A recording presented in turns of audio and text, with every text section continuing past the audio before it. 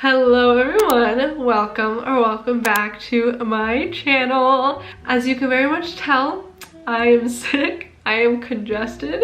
Hopefully the sound of me being congested isn't like really annoying. Hopefully you don't mind. In today's video, we are going to be talking about all of the books that I'm excited to read in 2023. I have a tower of books. This puppy is high.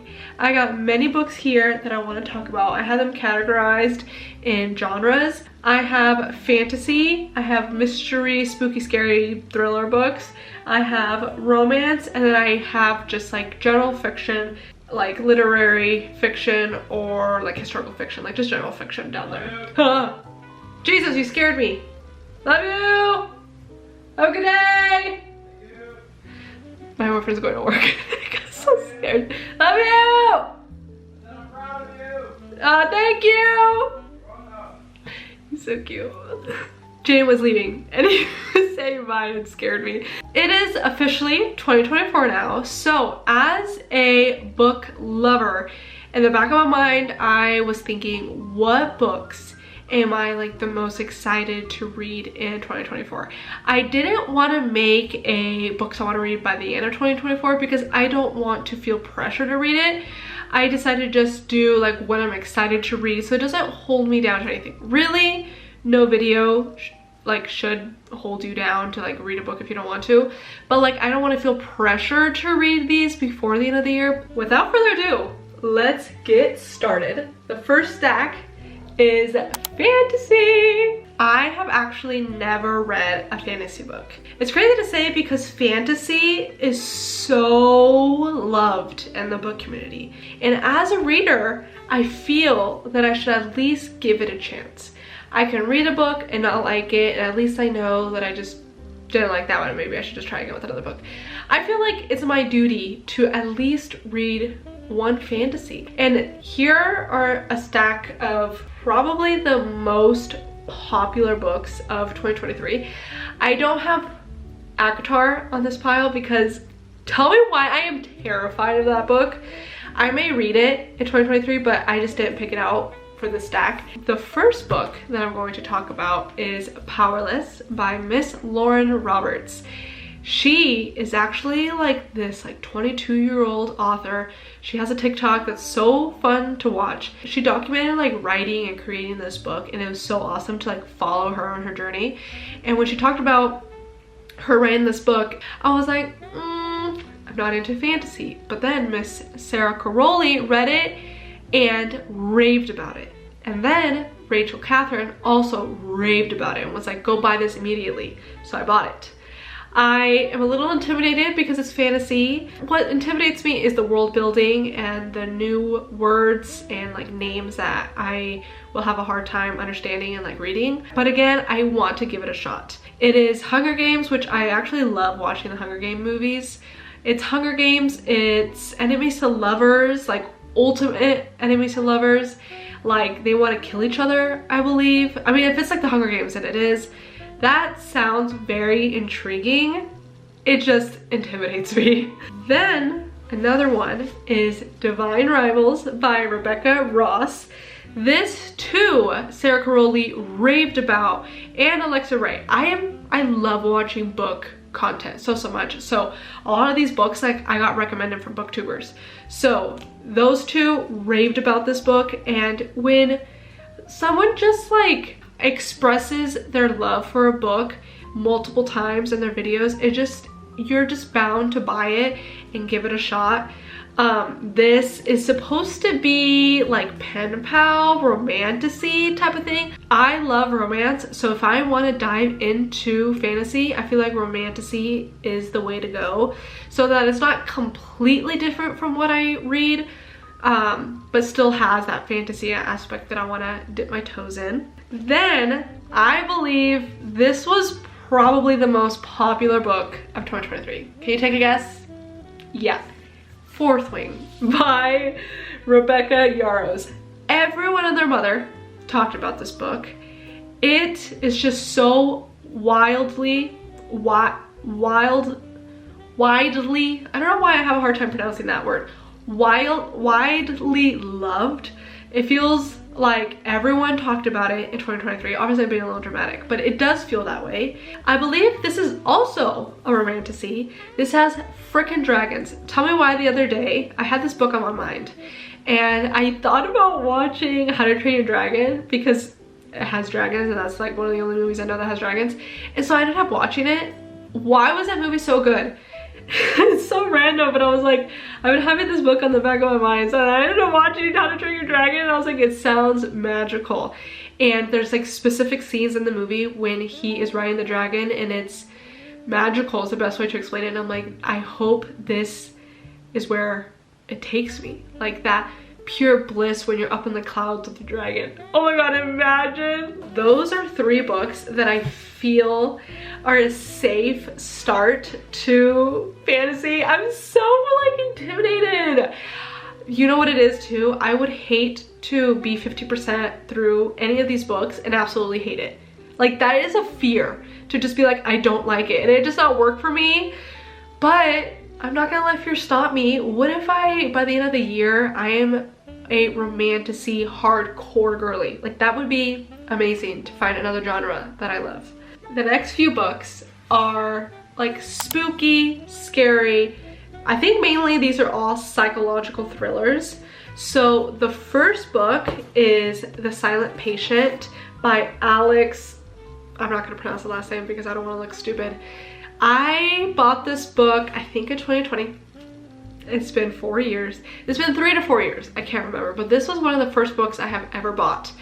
I read the synopsis and it sounded extremely intriguing. I feel like I'm going to love it. I feel like it's going to be one of those books where I don't know what's going on, but in a good way. Like I'm not gonna be able to guess the plot twist or the ending. I haven't heard one person say that they didn't like this book, and I feel like I should just give it a shot, and it's like about time. Then I discovered Frida McFadden in 2023. She easily became one of my favorite authors. I read The Housemaid and The Housemaid's Secret and I just devoured the stories. So after reading that book, it made me realize that I need to read more Frida McFadden. So I ended up getting my hands on 3 more of her books. I didn't want to pick just one. So we have Never Lie by Frida McFadden. I believe this is probably like the 3rd most popular book from Frida McFadden, at least like in my opinion. I feel like The Housemaid and The Housemaid's Secret are her most popular books, and then it's this one. I have seen, I think 2 or 3 people on TikTok have like this stack of Frida McFadden books, and they're like, here are my ratings from like least favorite to most favorite, and this one is always like the top one, or at least like the top 3. So definitely want to read this one. Then we have The Locked Door, and then the way I'm not explaining these books, I don't know what they're about. I don't know what they're about. Then we have The Coworker. There's something about her writing that just envelopes you. I think that's the right word. It just envelopes you into the world.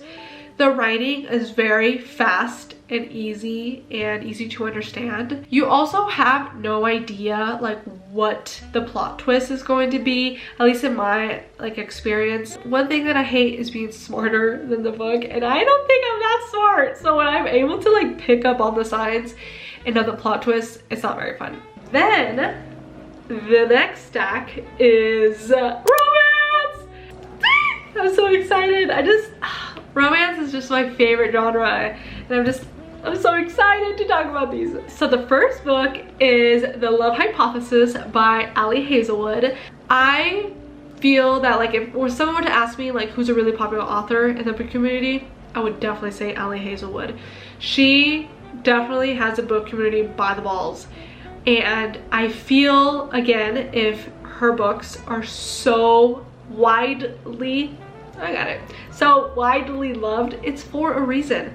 This is like enemies to lovers, I think fake dating too, 2 of my most favorite tropes. So I feel like I can't let another year go by without reading one of her books. Like it's a shame that I can't remember when I started reading. I want to say it was 2020, but I also want to say like it wasn't until like 2021.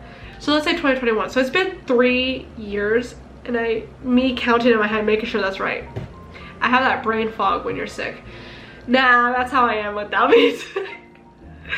You're telling me it's been 3 years later and I still haven't read one of her books? It's a shame. Then the next book is Flawless by, why did I sound a little bit like Shakira? I sound a little bit.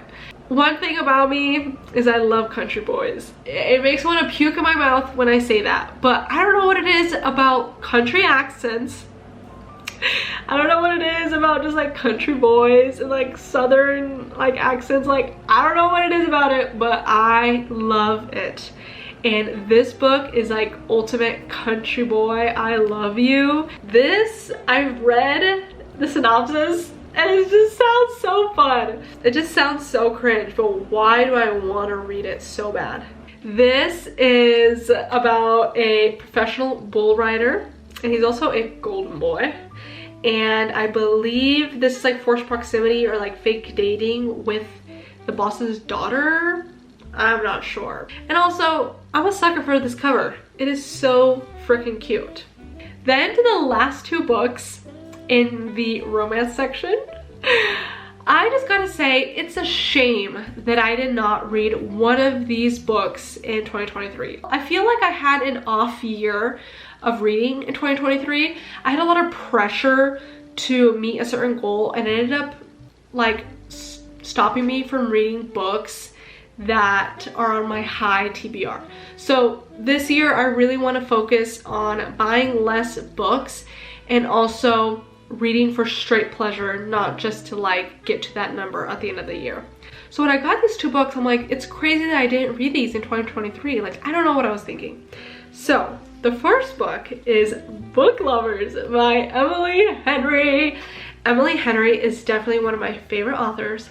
I loved People We Meet on Vacation and Beach Read. I believe they're both writers, and it's enemies to lovers. And I don't know if it's forced proximity or what, but it says one summer, two rivals, a plot twist they didn't see coming. Then we have Happy Place by Emily Henry. This book also, I feel, was one of the most popular books of 2023. I think this is more than just a romance. I think it's a little bit more like a friendship type of book. Emily Henry writes romance, but also just like, I would say like a literary fiction too. I love literary fiction and I love romance. So putting the two together, it sounds like a cup of tea. It sounds really, really nice. So I really, really want to make sure that by the end of the year, I read this one. I haven't even read the synopsis. And I'm not gonna. The last stack here are, I believe, like historical fiction, just general fiction. There's also one in here that I like didn't know what the genre was, so I just like put it in this pile. So the first book is The Inheritance Game by Jennifer Lynn Barnes. I think you guys have recommended me this book the most. I don't get too many comments, but when people do, I feel like I've gotten this one the most. And I would love to do a reading vlog. I would love to read the series, but for right now, I would love to just read this book by the end of the year. I believe this is a love triangle. It is enemies to lovers. It is also just, I think it's like about like riddles and puzzles. There's these two boys that are brothers, and they feel that because their dad was the one that passed, or it's in their immediate family, the money, that they feel that they should get it, but the dad ended up picking, it better not be a cousin because that's incest. Why? I don't know. I think that's like the premise of the book. It's like, they're not even family. Why did the dad bring this random girl that isn't even family? Why are you giving her the chance to get the inheritance? So then they end up doing like an inheritance game. So I could be so off and that's not what the book is about, but that's what I have like picked up from what people have said. Oh my god, I gotta read that. My all-time favorite book is The Midnight Library, and I read that 2021 or 2022, and it stays my favorite book. Matt Haig is the author of The Midnight Library. After reading The Midnight Library, I thought I need to read more of Matt Haig. I loved the writing. Have I read another one of his books since? No! So I have these two that are like historical fiction. They sound so good, you guys. The first book is How to Stop Time. This is about Tom Hazard, who lives in London and has lived like hundreds of years, I believe. And no one knows, like it's a secret that no one knows. And it ends up saying, like it says, he has lived history firsthand, performing with Shakespeare, exploring the high seas with Captain Cook, sharing cocktails with Fitzgerald. It says now he just wants a normal life. Unfortunately for Tom, the Albatross Society, the secretive group that protects people like him, has one rule: never fall in love. But on his first day, he meets a captivating French teacher who seems fascinated by him, and now the only thing Tom can't have just happens to be the one thing that might save him. Oh my god, it just sounds so freaking awesome. Like, it sounds like this amazing adventure where you are following this character throughout like these like legendary things that our world has witnessed, and then it's like the one rule is you can't fall in love, and then he falls in love. Sounds so cute. Then to the humans, this cover is so beautiful. So there's no synopsis on the actual book to like refresh my memory, so I'm reading it on Amazon. It says, he is disgusted by the way humans look, what they eat, and their capacity for murder and war, and is equally baffled by the concept of love and family. But as the time goes on, he starts to realize there may be more to this strange species than he had thought. But his whole quest is to like learn about us and then like go back to his planet. So he comes like hating on us, but then he ends up like discovering like jazz and like rock and roll, it says. And oh yeah, it says, disguised as Martin, he drinks wine, reads poetry, develops an ear for rock music, and a taste for peanut butter. It just sounds so cute. And I need to read this ASAP. So the last two books that I'm going to talk about, I'm now realizing why I haven't read them. So it's these books and also explaining the Emily Henry books.